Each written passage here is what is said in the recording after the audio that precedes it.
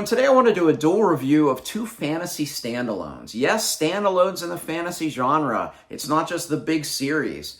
Fantasy fans often bemoan the fact that there aren't enough standalones, but I read two last month that were both great. So I want to do a dual review of both of those books today. I want to talk about Tigana by Gavriel and Tress to the Emerald Sea by Sanderson. But I don't want to do my typical dual review where I just review Tigana and then I just review Tress to the Emerald Sea. What I want to do instead is I want to compare and contrast these two books, because I think both of these books are great, and I think the author's approach in both of them is about as different as you can get. So what I'm going to do instead is I'm going to go back and forth, looking at 5 different categories and talking about how what the author does in these 5 different categories with these two books. So I'm going to talk about plot, character, setting, theme, and prose style. And I'll go back and forth between the two works and talk about just how the author approaches each of these differently and how each author, I think, is successful in what they wanted to do in their book. So I'm going to talk plot first, and this section will be the longest because I also want to talk a little bit about kind of where I am in reading this author. These are 2 of my favorite fantasy authors, and some I've read a little bit more than the others. So I want to talk about each of those. So let's talk about plotting and talk about Tigana by Gavriel. So this is the 5th book by Gavriel that I've read, and he's 5 for 5. This is probably his most famous work, but of the 5 I've read, this is probably my least favorite, but they're all truly fantastic. This is an author that's probably a top 2 or 3 fantasy author for me right now. The 5 that I've read are A Song for Arbonne, Lines of Al-Rassan, Under Heaven, River of Stars, and Tigana, and I laid those out in kind of my ranking order, but they're all really, really great. So even though this is my 5th favorite work of Gavriel thus far, this is a book that I do recommend. So Tigana has a very interesting premise. In Tigana, first of all, it starts off with one of the best prologues I've read in the fantasy genre. It is fantastic. It essentially has 2 characters that are soldiers, and it's at night, and we know it's in a fantasy world because we see 2 moons, and they're talking about the battle that they're going to lose the next day. So it's an interesting way to start the book, and then chapter 1 starts much, much later. But in this first chapter, they talk about that, yes, they're going to lose the battle, but, you know, hopefully their culture and their people will live on and maybe overcome this war that they're going to be losing on the next day. And we find out very early in the book that that's not what happened. They lose the battle, but the kind of despotic ruler of this other land that's conquering the Tiganans is so upset that his son was killed by them that he kind of curses them, and he weaves a magical spell over all of Tigana and all over this continent that the word Tigana cannot be heard anymore. So if someone says Tigana, it sounds like gibberish to anybody except those for Tigana, because he's so upset about the death of his son that he just wants to erase the entire culture of Tigana from this world. And immediately I bought into this premise.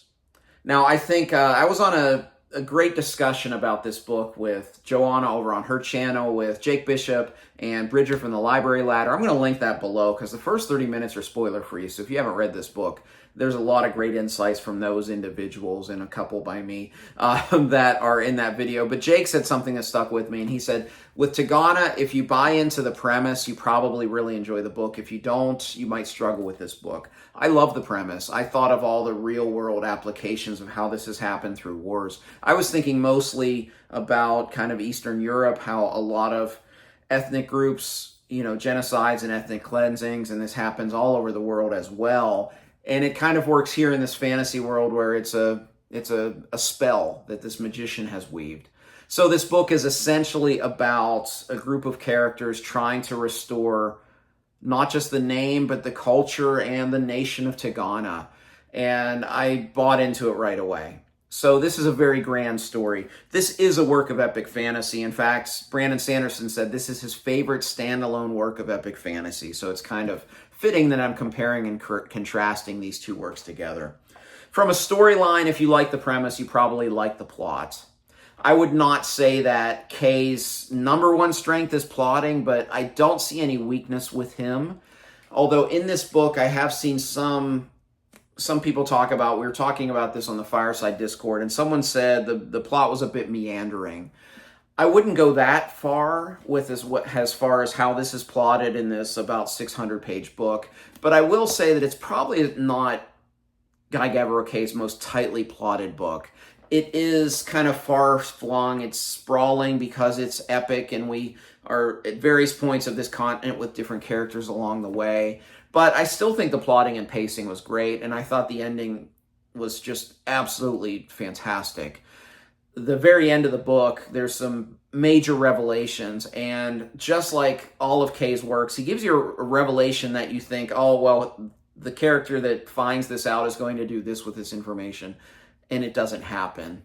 So you get actually some resolutions that aren't fully resolved for some of the characters, and I just loved it. There's a sense of melancholy at the end, or a sense of the bittersweet that I just love the ending of this book. So overall, the trajectory of this story, very, very well done. Let's flip to Tress of the Emerald Sea. So Tress of the Emerald Sea, I've read a lot of Sanderson. You can see my Sander shelf over here. I've read essentially, up to this one, everything that he's written in his Cosmere. So I haven't read the other secret novels yet, but I've read just about everything else. And Sanderson's manner of storytelling is quite a bit different here. I would say that in this category specifically, this is Sanderson's strength, is he is very much a plotter. And he's very good at it, which the great thing about a Sanderson novel, even when he doesn't do it as well, which I would say Oathbringer and Rhythm of War are two books that I don't think are plotted as well as some of his other works, but even amongst those, he always sticks the landing. So that's something that I can definitely say about Tress. Although I kind of saw one of the plot threads coming towards the end and I predicted it, I was still okay with it because the ending was very, very well done because it's Sanderson. This is not a Sanderlanche of action, though, because this is a very different story. Whereas in Tigana, we got a work of epic fantasy. This is a smaller tale. Tress is a window washer, and she lives on an island, and the island's called the Rock. And she lives, of course, on an emerald sea. And the sea is it's not water, it's spores, which I'll talk about that when I talk about setting, because that kind of plays into the setting and the magic of the world that he's built in this story. But it's kind of a smaller tale, and not to give away any plot points, but Tress embarks upon a quest, and she's never left her home, and all that she has is her wits. And the plot itself, I think, is very tight. This is actually a very fast read. This is about 500 pages, but it's kind of a generous font. It's kind of a generous margins. And then this is one of those books, it's got lots of great artwork, this beautiful premium hardcover. Additionally, he starts every chapter on the right side of the page, so a lot of times there's a blank page here, and then it's broken into 6 or 7 books that, makes it a quick read. Whereas Tigana, I think I was reading at a pace of about 50 pages per hour. This I was probably reading almost twice that because it's a very, very quick read. And his writing style plays into that too, which I'll talk about when I get to the prose section. But it's Sanderson, so it's very superbly plotted. It goes differently than I thought. I honestly didn't feel that this was going to be a nautical fantasy despite it being Emerald Sea in the title. But this is very much a nautical fantasy. And it's pretty fast-paced, and it ends superbly, just like Tigana. Let's talk about characters next, and I will say at the forefront, having read a decent amount of both of these authors, I don't think either of them, this is their best indication of how well they write character. Because both authors have characters that are probably like top 10, top 15 of all time for me in this genre. But in this book, I don't feel that either of them were quite as good as they are in some of their other works. In Tigana, one thing I found very interesting about the characterization is kind of the main protagonist, or I guess central protagonist is a better way of putting it, and the main villain, neither of which get a point of view, despite this being a multi-point of view storytelling. So it's very interesting because you don't get the motivations of those two characters. And the main character, the main protagonist, in many ways is an anti-hero, at least that we get kind of through his actions and how we see him from the point of view of the other characters, he's very much an anti-hero. For the villain, he's kind of an anti-villain. I don't know if we use that term very often, but he is a villain that does have a little bit of nuance, at least the main villain. There are two villains in this story. I'm not talking about the other one, because the other one is literally a mustache twirling type of villain that just wants to be, he's just evil because he just wants to be in power. But the villain that I'm talking about, his name is Brandon. There is some nuance that you see him through some different point of views, that there is some good in him. His people do love him. So even though he does some nefarious things like eliminating all of Tigana from existence, there's a little bit more nuance than you would think. But the main protagonist and antagonist in that way are just not very deeply drawn, at least from the level that I've experienced with Kay and some of his other works. Additionally, I only felt there was one really, really strong character in this book, and that was a character named Dianora that you don't even meet for about 100 pages. But she was a character with a lot of depth, a lot of nuance, and a lot of conflict within her. And I loved every time we had a Dianora POV. I think one of the complaints that a lot of people have with Tigana is kind of the main POV is a character named Devin, and I've heard him described as kind of a milquetoast protagonist. He's not the main protagonist. He gets a lot of POV chapters, and he isn't the most interesting character in the story. So I can see that being a kind of a complaint about this book. But overall, there's a lot of secondary characters with a lot of POVs, and I like the storytelling and how it works that way, even if this wasn't the greatest execution of character work by the author. With Tress, I think one of the flaws with Sanderson in his characterization is sometimes he gives a character quirk, and that becomes their whole character. And I felt several of the side characters, that's pretty much what the side characters were. They had a eccentricity or just a little quirk about their character that made it kind of their whole being, and because of that they were a bit two-dimensional. Tress as a character grew on me. By the end, I absolutely adored her. At the beginning, I thought she wasn't finely drawn, but it was just one of those characters that as the story progresses and you just see her more and more just navigate, you know, she's in a setting where she has no expertise and she just has to use her wits and her intelligence. And she's kind of an irrepressible character. As things are thrown at her, she just, you know, picks her up by the bootstraps and just keeps going forward. And I couldn't help but love this character by the end. So I love that character. One of the big flaws, though, with this book, and it may not be a flaw for everybody, but this is narrated by Hoid. If you know anything about the Cosmere, all these works by Sanderson, they're in interconnected worlds, and Hoid is a world hopper. And he used to be this cool little Easter egg that you would just, like in one of the Mistborn characters, they'd say, oh, there's Sergeant Hoid, and you'd kind of be like the DiCaprio meme pointing because you found Hoid, and that's all he was. Well, not only does he narrate this book, he's in this book, and he's a prominent character in this book. Hoid is also in, with a different character named Stormlight Archive, and that character, you see that he's kind of a humorous character, and he's there for some comic relief. Well, he tries too hard, Sanderson, to make Hoid funny, in my opinion, because it seemed like every page or every other page, Hoid was trying to be funny, and I chuckled a couple times, but most of the time I just groaned or rolled my eyes because it didn't work. I think comedy is a hard thing to write, and I don't think it's a strength of Sanderson's, and I feel like this character was more annoying than humorous, and he was the main narrator, or the only narrator in this story. So I think that was kind of a misstep by Sanderson. Again, it doesn't play into his strengths, from my opinion, as far as what he is as an author, so that detracted from the story, to be honest. But not so much, I still didn't really love the story. Let's talk about setting first. So in setting, I erroneously used world building on the live stream if you watch Joanna's video.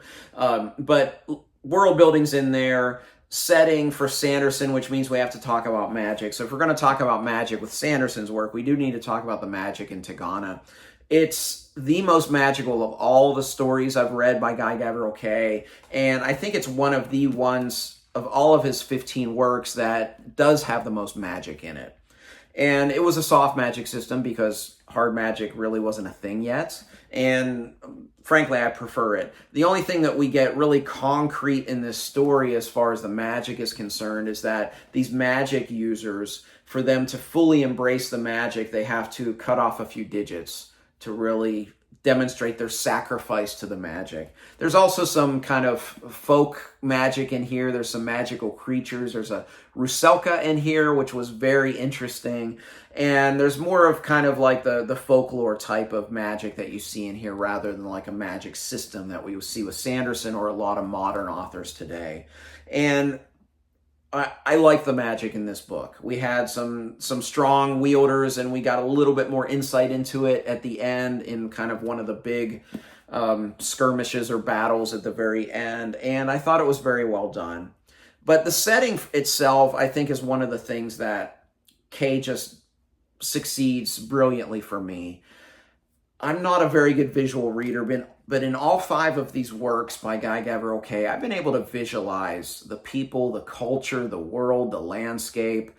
Part of it may be the fact that he bases so much of this off of Earth's past, so I can just kind of translate what I know and place myself in that part of the world. Like Under Heaven, I know that I'm in China. Song for Arbonne, I know that I'm France and south of France. And here it's basically based off of Italy.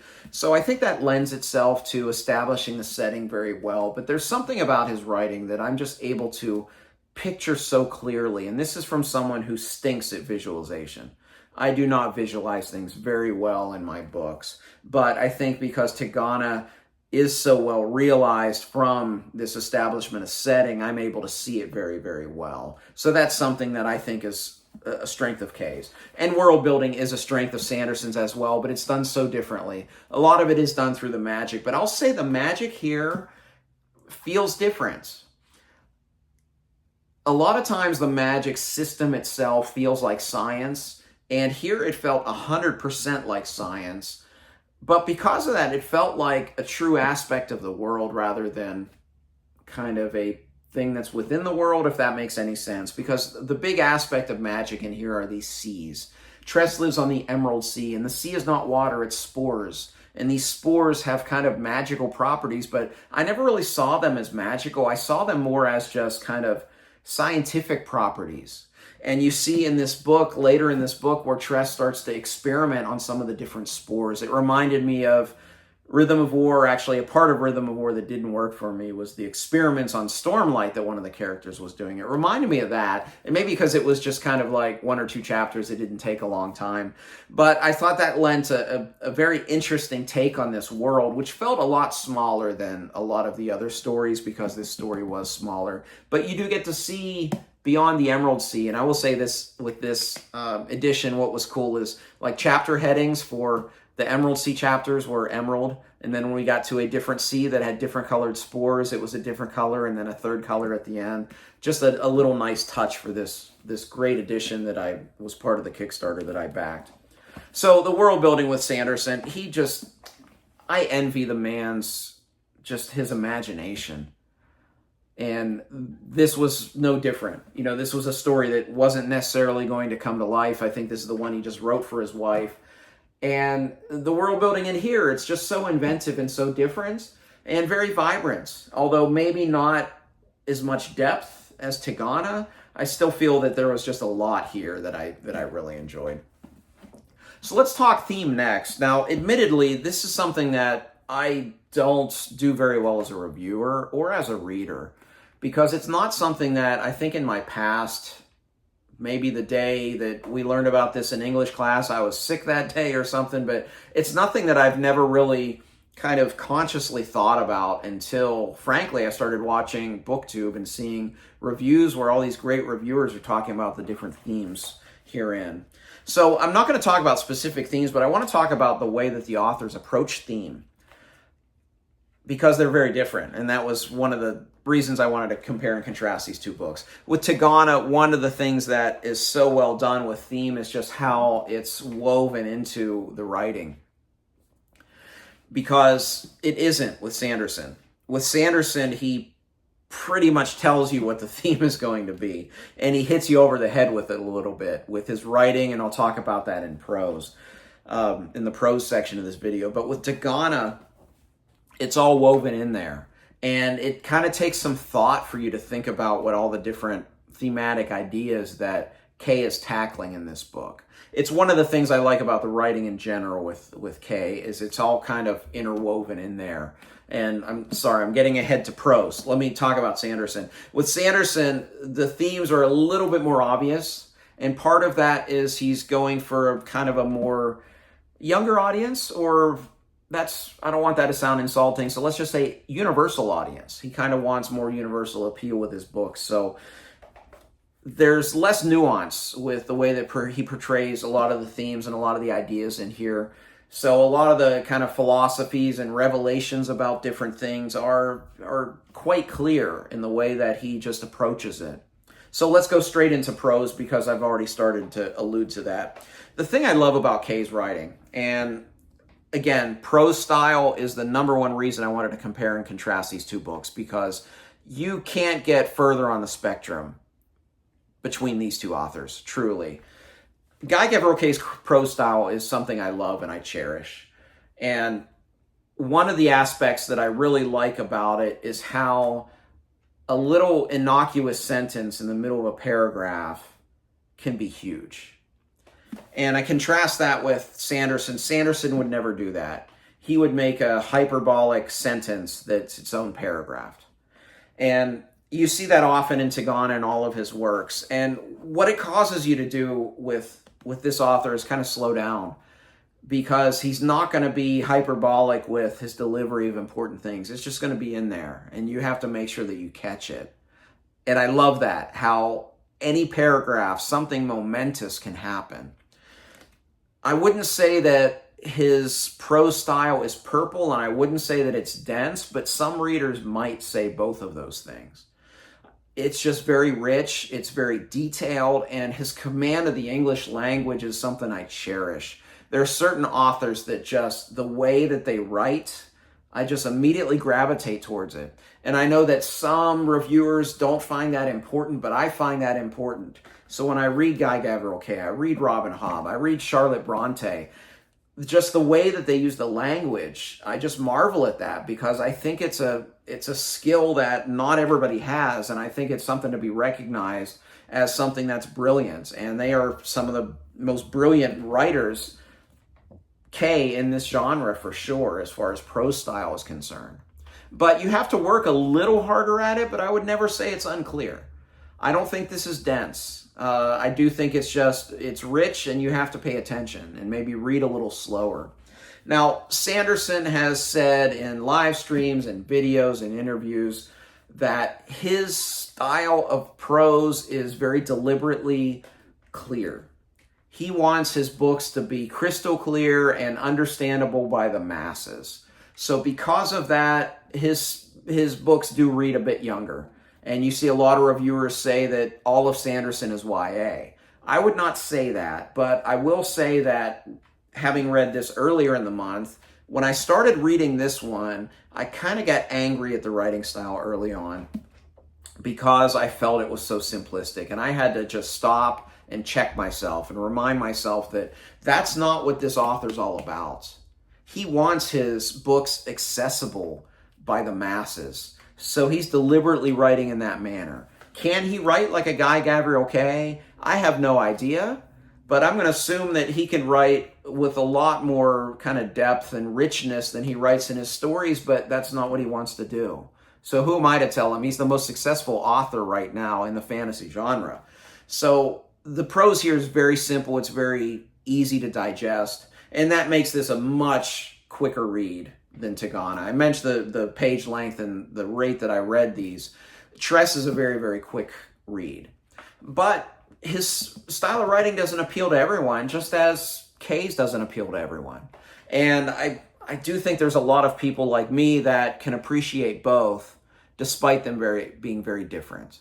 We got a very rich command of the English language, very rich, kind of denser, descriptive style of storytelling. Less nuanced here, more direct, more here's how it is, more straight and to the point, very clear, never unclear type of storytelling here. Both of these work, and I think they work brilliantly. And both of these authors, I think, wrote great books that I can recommend both of these for the right type of reader. If you love Sanderson, you might not love Kay. If you adore this author, you might not like this one. Me, I like them both. Do I prefer one or the other? Yes, I prefer Kay to Sanderson, but I still love Sanderson. If I did a top 10 list of fantasy authors, both of them would be on there. But both of these books, I think, are worth your time if you like the things that each of these authors brings to the table. Well, hey, this was a much longer video. I guess I had more to say about these books than I thought. But hey, did you like the compare and contrast aspect of this video? Let me know. I've never done a book review like this, but I just felt this is something I wanted to talk about. Additionally, I'd love to talk with you about either of these works, and I'd especially love to talk with any of you that have read both of these and see if you agree with kind of the things that I talked about. Even if you've just read these two authors, if you kind of agree the things I've talked about with these two authors, if you have more to add to the discussion, please let me know in the discussion below. If you like this video, please like and subscribe. You can also find me on Twitter, Goodreads, and the Fireside Discord. I'd love to interact with you there. As always, thank you for watching. Until next time, goodbye.